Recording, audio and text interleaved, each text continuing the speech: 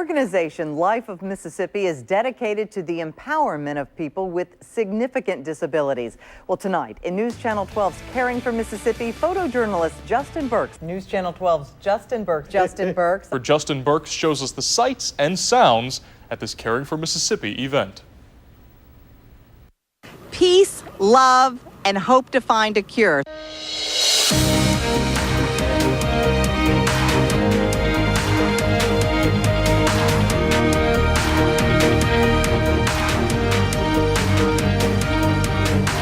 Through God's grace, I'm a survivor.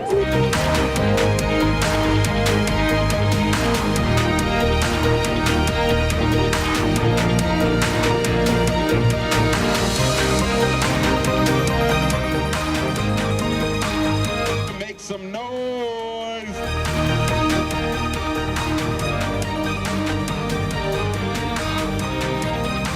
It means a lot. Celebrate life all over again.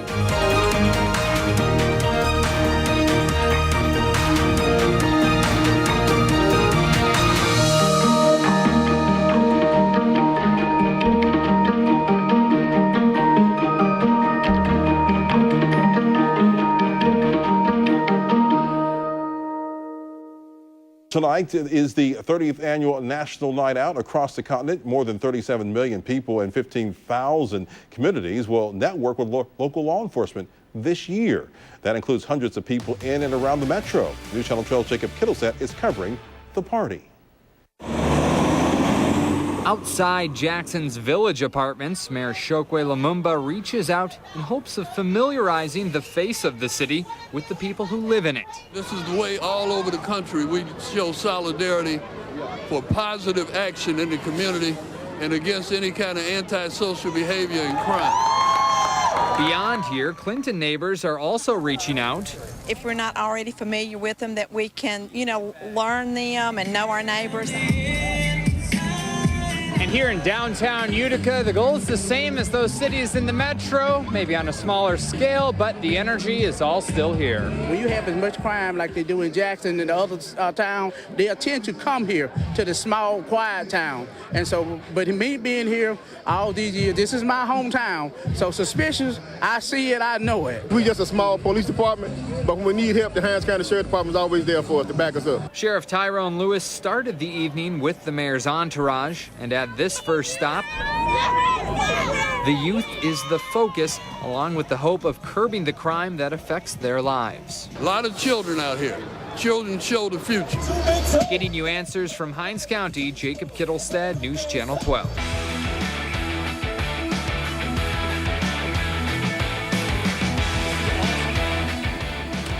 Well, welcome back to Austin. Welcome back to Austin, Texas, everybody. The weather here is absolutely fantastic. Beautiful weather for tailgating. We saw a lot of folks doing that outside the stadium. They know how to tailgate here in Austin, Texas, and it's not just about the barbecue. There's plenty of incredible food options here, and that's a reflection of the city of Austin. Yes, you sure can. Austinites on the go have lots of quality food choices within walking distance of downtown. Food trucks are everywhere. There's 2 food truck parks right next to UT that just came up within the past couple of years, so it's convenient. You go there, you get your food. There's not a big line because there's a variety in one small location. A few places in the United States that really get with the food truck scene, Portland being one of them, Austin being the other, and they've just proven that good food can come out of trailers. The variety of food extends to restaurants throughout the city, from Top Chef winner Paul Key's new place to neighborhood hotspots like the Quickie Picky. You don't have to go hungry around here. Foodie Emily Lau is the general manager here. Of course, there's the barbecue and the breakfast tacos, but you've got really awesome people here doing all sorts of amazing things with food. And if amazing Texas barbecue is what you're craving, Franklin's is the place to get it, if you don't mind waiting. We were behind the last man online who was guaranteed food. We waited an extra 40 minutes and it was so worth it. It's out of this world, melts in your mouth, and we took 3 pounds to go home. This is my first time actually getting a seat and getting food. How is it? Oh, it's delicious. Okay, well, we have a fly here that most of the time is what the men would have slept under in a battery.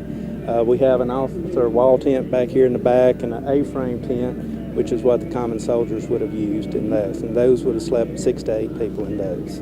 The officer tent would have had usually a single officer, possibly 2. This group of military reenactors are portraying what it's like to be on the battlefield during the Civil War. Now, this group of federal reenactors are doing exactly what would have been 150 years ago. They're sleeping in tents. They are dressed like they've already dressed me in their traditional clothes. Use period correct clothing so that we can show how it was comfortable, not comfortable, however it was. Car lovers from across the metro are coming here to Lakeshore Park to check out the classic car show. Now, this 1969 Plymouth Roadrunner is one of my favorites, and I'll show you why. The horn.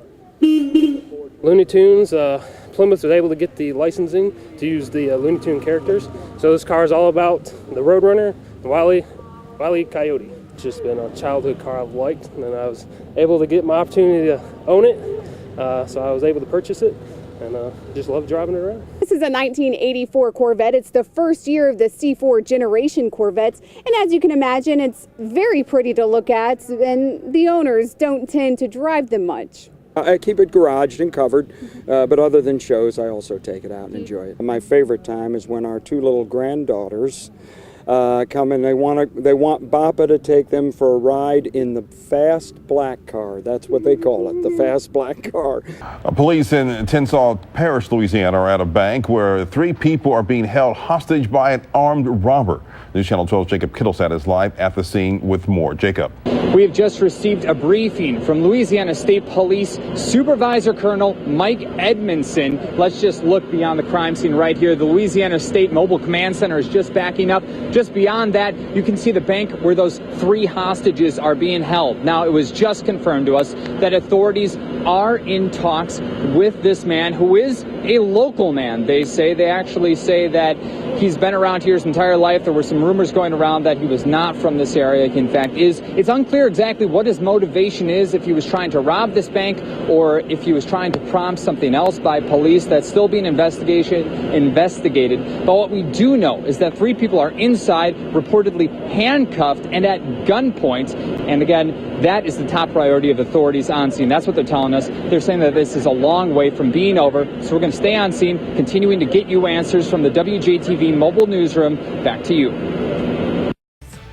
What a mess along Ridgewood Road on Thursday. If you take a look behind me, crews are still working on that broken water main that we first told you about at noon on Thursday. Dirty, mucky water still coming out of there. Right now, this entire area is under that boil water notice, and that is a problem for one local resident. I have leukemia, and he has a kidney transplant. We each have to drink a gallon of water a day. But Thursday evening, when Betty Syke and her brother William turned on the tap, nothing. Earlier in the day, when they did have some water flowing, a public works employee warned the Sykes to be prepared. He said, "Don't drink that water." You know, I wouldn't drink it. So that's when I come in here and got the boilers and boiled the water. We didn't get none now, but that was from early this morning when we did have a little water pressure. They tell me that public works employee told the Sykes they'd have to boil their water for at least a week. I don't have an immune system, and he doesn't either. And we are really in bad shape. So they say they're left with 2 options: buy at least 20 gallons of bottled water to last until the notice is lifted, or rent a hotel room. Either way, they just want their water back. I realize how much you need it till you don't have it. We reached out to city officials to find out why the Sykes don't have water and when it will be restored. Our calls and emails have not been answered. God, their memories shall never die. 2 young men were found dead in a ditch. We thank you, Lord, that their laughter shall keep us alive. Who are we to say how we come into this world and leave this world? Hundreds of people, from Jackson's leaders to Jackson's future leaders, are calling for an end to the violence on city streets. Councilman Tony Yarber calls it an epidemic. It's absolutely an epidemic. It's an epidemic of a lack of self-love. A.J. Barber and Jason Murphy were high schoolers. Their superintendent, Dr. Cedric Ray, is forced to say goodbye to 2 of his students. It makes you reflect, though, on the many blessings that we do have, and it also just makes you take a closer look at, at your own lives. Everyone blew out their candles at the same time as a sign of unity and a cry for justice. One problem I have, my son's not here. We, want to urge you, whoever you are. I'm pleading with you. If you know any information, I just urge you to come forward. Come forward. Be a man. Be a woman. Step forward. Please contact us. Contact the police. Own up to what you've done and give this family an opportunity to grieve. In the mid-20th century, Ferris Street was bustling with activity. It was one of the few places in Jackson where African Americans could trade, shop, or be entertained. In the 1930s, a Mexican immigrant named Juan Mora started selling hot tamales from a cart on Farish. By 1939, Juan, also known as Big John, established the Big Apple Inn. After integration in the 1960s, business on Farish began to fail, but not Big Apple. I guess we're a fixture. We haven't changed a thing. We have 5 sandwiches and we have hot tamales. That's it. It's something we do and we do well. Gino Lee is the 4th generation to run Big Apple. He took over in the early 90s when his uncle's health began to fail. And they're about to close the Big Apple Inn down. So I quit my job, Dad quit his job, he took the day shift, I took the night shift. We knew nothing about the restaurant business, and we just kind of learned it, and this was a little over 20 years ago. We learned it and kept it going. And the locals, some of whom have eaten here for 50 years, are glad they still have their favorite diner. I think even when people come from out of town, my cousins, and they visit with them, they said, y'all still have Big Apple, Big John's? I said, we sure have. Me and my wife both, we love them. What they love are the sandwiches. The 2 best sellers are called Smoke and Ears. Our most popular sandwich that we have is called a smoke. And what it is a smoked sausage, put it through a grinder, and put it on a griddle, a flat top griddle, and cook it to the consistency of like hamburger meat, but it's bright red. Put it on a slider bun with a mustard sauce, slaw, and our homemade hot sauce. It's a fantastic sandwich. Our second biggest seller is a pig ear sandwich. It's a pig's ear. And an ear is pretty large. I guess it's about 5 inches wide. And you can cut an ear to make 3 sandwiches. And we pressure cook pig ears, get them nice and tender, put it on the same size slider bun with the same ingredients, and makes a good sandwich too. Well, today, a smoke or a pig ear sandwich will set you back about $1.25, and that's just an increase of a few pennies per year since they started selling them out on Ferris Street way back in the 1930s at just a dime each. And that's a good deal, especially for a sandwich this good. And if you've never had a smoke or an ear from the Big Apple Inn, well, they don't know what they're missing. They should get here as soon as possible. As you can imagine, I'm just dying to see the video from Pepsi Pops. Justin Burks, our videographer, took this, and we're going to take a look right now and leave you with sounds of the Mississippi Symphony Orchestra at the Reservoir.